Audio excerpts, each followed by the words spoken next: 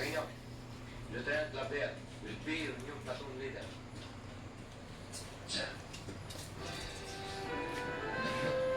At silang apat naman na magiging replacement sa mga namatay mong kasamaan. Inasahin ko muna si Duterte dito. Carino, inaasahan ko na hindi na maulit ang nangyari ah. Yes, sir. Okay, that's all, gentlemen. You may go now. Yan na ba mga bagong malaking G? Yan ang mismo. Mababago ba? O, paano, mister?